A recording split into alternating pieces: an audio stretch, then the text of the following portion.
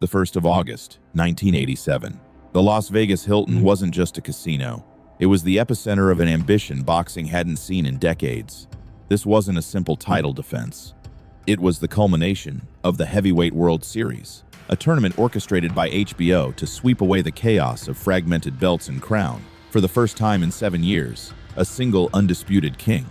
In one corner, the cultural phenomenon, Iron, Mike Tyson, a 2-1 year old carrying the WBC and WBA belts.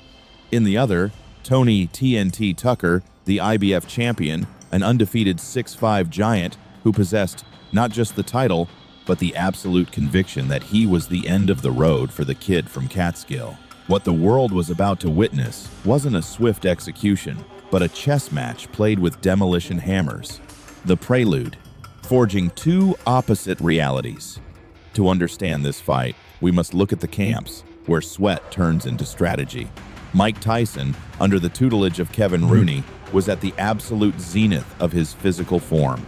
His training was a rite of almost religious discipline based on Cus D'Amato's peek-a-boo system. In the gym, Tyson didn't just hit bags, he practiced the art of being an invisible target. His head movement was frantic, and his ability to generate torque from his compact legs allowed him to throw hooks that didn't just land, they drove through his opponents.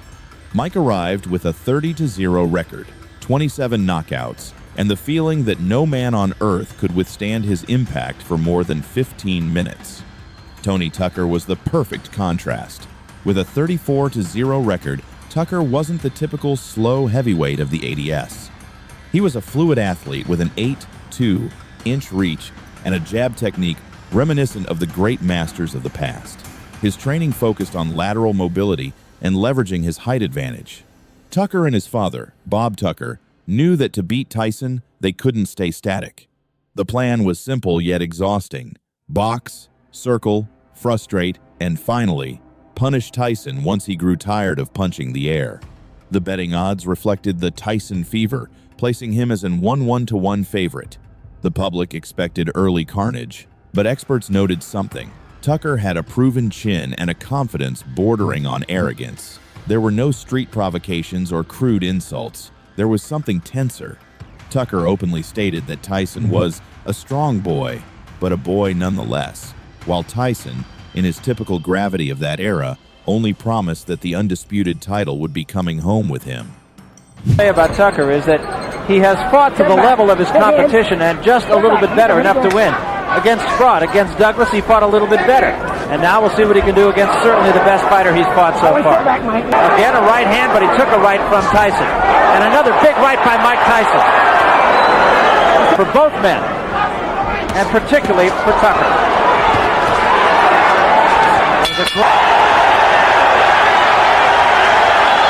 Well, Tony Tucker is a 10-1 underdog. You gotta go to the body first. It's just like down the end, you start to pick it up a little bit. You gotta come alive a little bit. You understand me? Right down the end, that's the way you gotta fight it out. You gotta go to the body first, then up to the head. Don't look for the one shot to the head, go to the body. Follows a right with a left and rocks Tyson. The first time we've ever seen Tyson really. And again, it looks like Tucker has been coached to look for the left hand. Now there's no damage. And sitting way up in left field, folks, is Michael. Tyson is still trying to keep that pressure going. For the one punch to the head.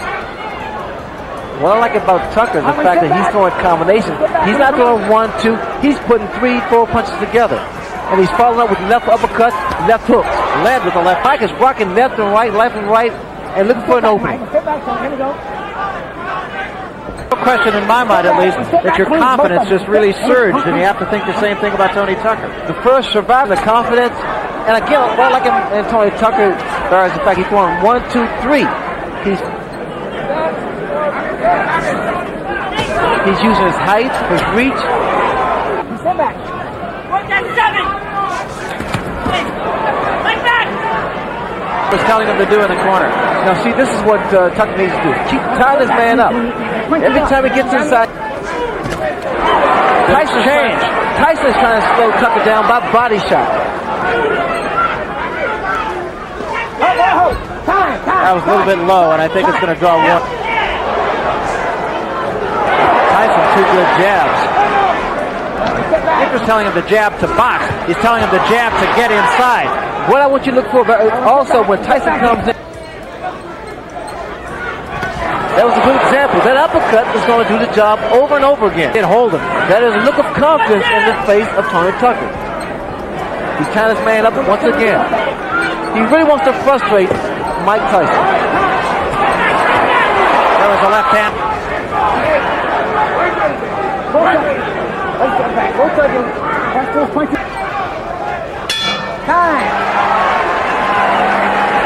Well, the only one who has a chance to beat Mike Tyson tonight, and right now he's taking advantage of it. You're doing now. Keep your balance. When you punch him, walking, turning sideways and walking. Give me the bucket, give me the bucket, give me the bucket. Throw of the bleachers here. He went up there as a publicity stunt to get some attention. That's about as near to the ring as he wanted to get with Tyson. I think that was Bob Euchre sitting next to him, wasn't it?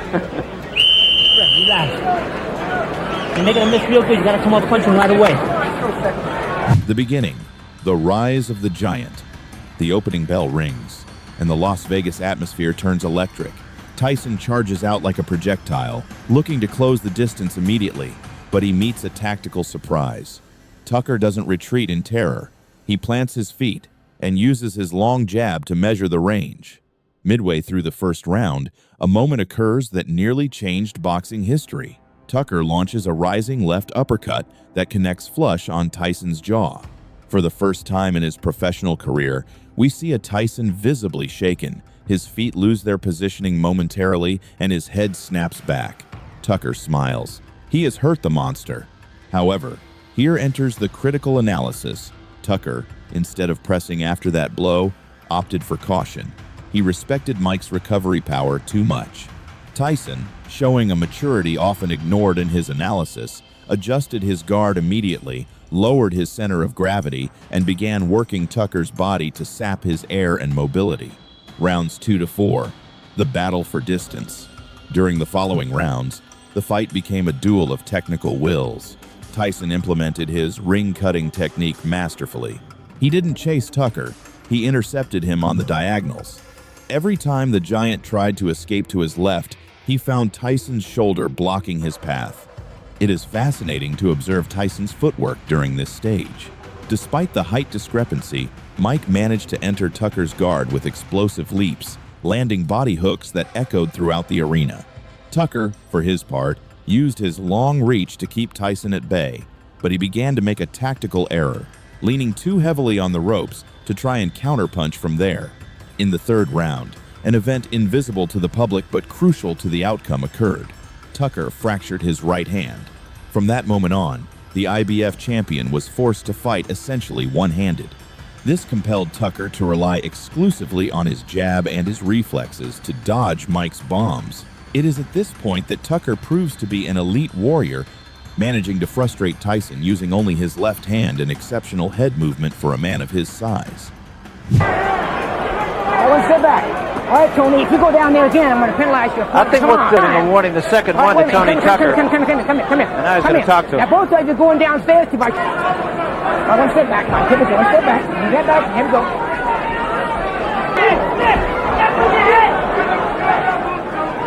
Tyson needs to use his very vulnerable for a counter punch. Right hand. Take it downstairs sometime. He needs to throw a jab downstairs, bring it back up to the head. You heard earlier in this round. Watch out! That voice you're hearing. And Tyson with another left hand.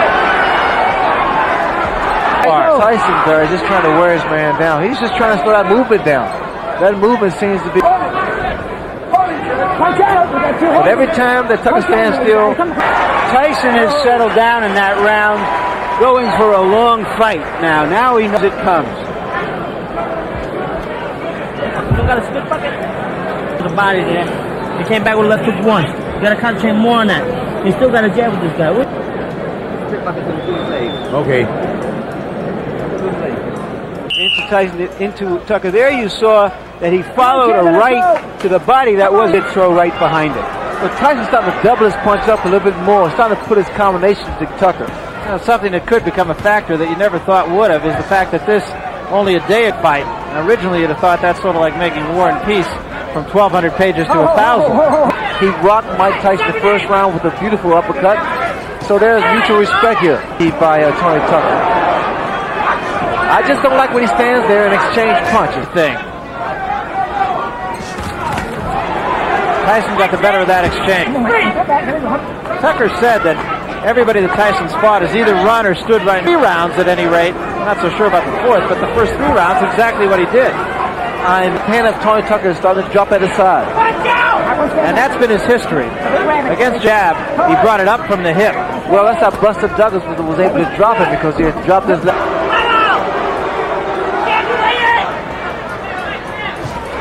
Mike Tyson, he's just walking directly in front of Tony Tucker. And that's what Tony's able to get movement. Left, right, left, right. Be less of a target. All right, let's step back.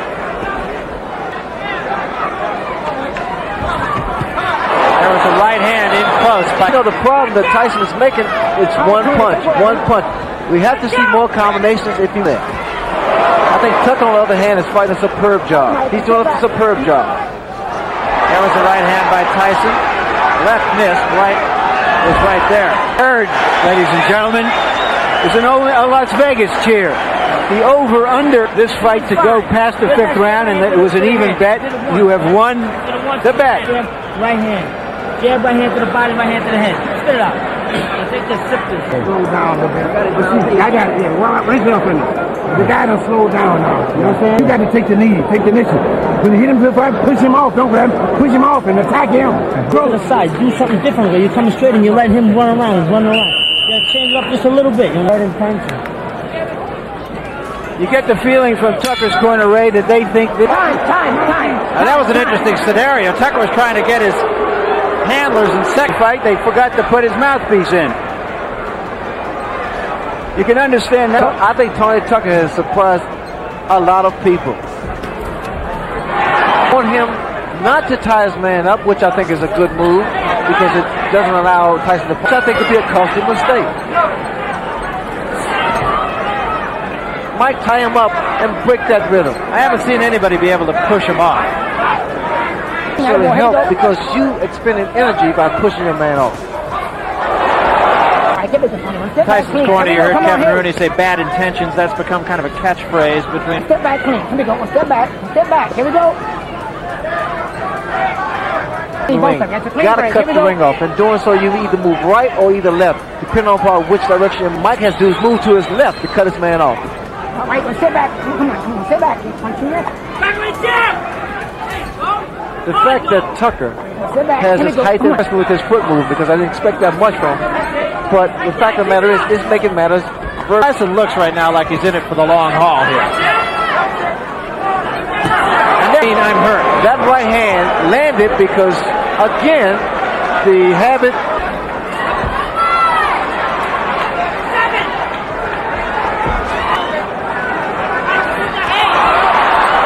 I think he's watched my fight before. Yeah, I think.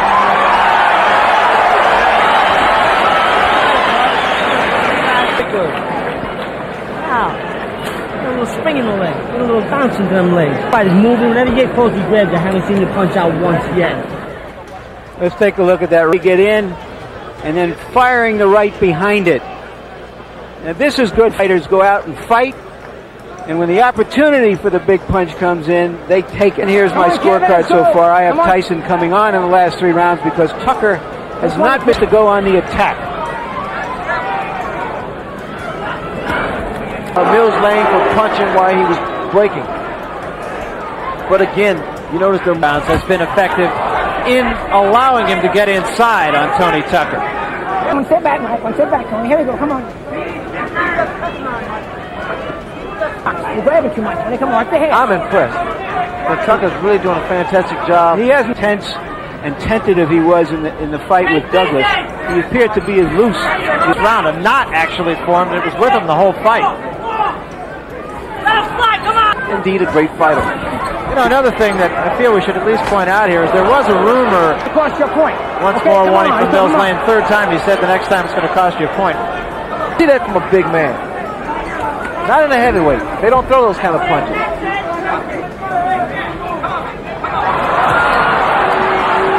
Once again, Because I invented it, you got to be very careful because you always have to give Muhammad Ali a little credit for that tactic. I don't think so, though. Has been unable to get back what he had in the first 3 rounds of the fight. You say that. Don't even think that way. Give me that. Pointing at him, he's winding up, and he's going to get hit by Tyson. Tucker being animated on his antics. The key to that is the fact, from a psychological standpoint, it worked for me. And I'm sure Tucker thinks it's going to work for him. Get his charge going. Actually, he's doing what I did to Hagler. He's punching a little bit, he ties man up, and get back on. He's doing what you have to do and getting away from him. Not being stationary. But whenever he throws, looks for one shot, he's talking for a long, long night. I've not seen him throw the right hand in anger since the middle of the last round. I hadn't noticed before that, but of this intensity, this magnitude, when you're fighting, you really don't feel it because those adrenaline's flowing.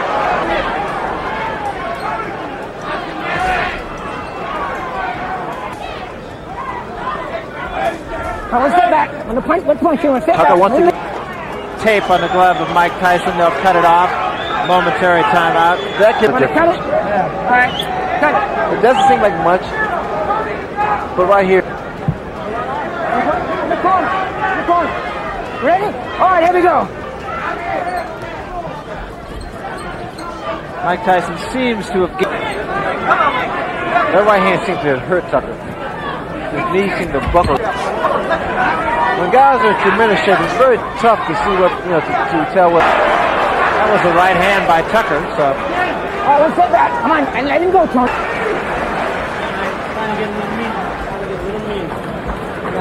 Take it on one more. Trying to get a little meaner in here now. Open up again. There we go. Drop your foot, raise your hand, keep it tied up in the frustrating. He's hoping they can hit sneak punch enough. Move your head, come in and get in there and punch out. You're not punching out at all. You're putting on right around. You gotta punch out. You gotta think about it.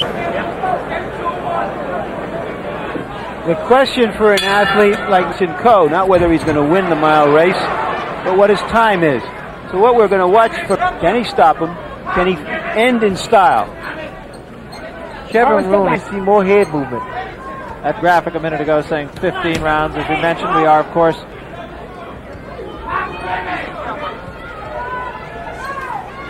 get on him, he said. Wanted Tyson to move his head. That's something, Ray, you pointed out about 5 rounds ago. Because what's happening as Tyson bores in, There's a right hand by Tucker that backed Tyson off.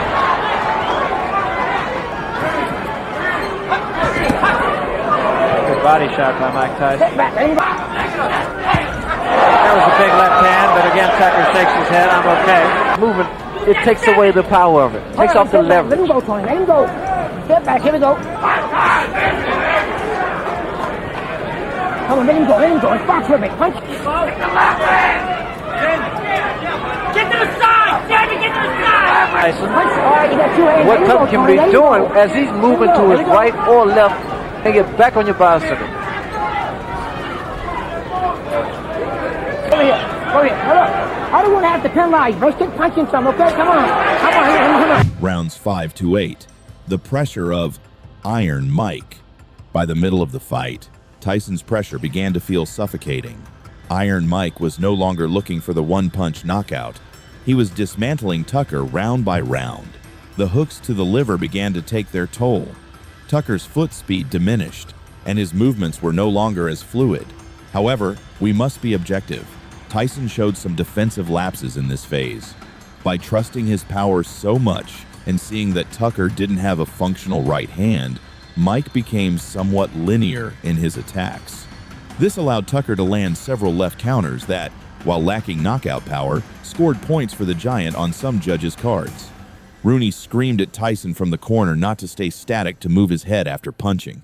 Tyson obeyed, but Tucker's resilience was something he hadn't experienced before.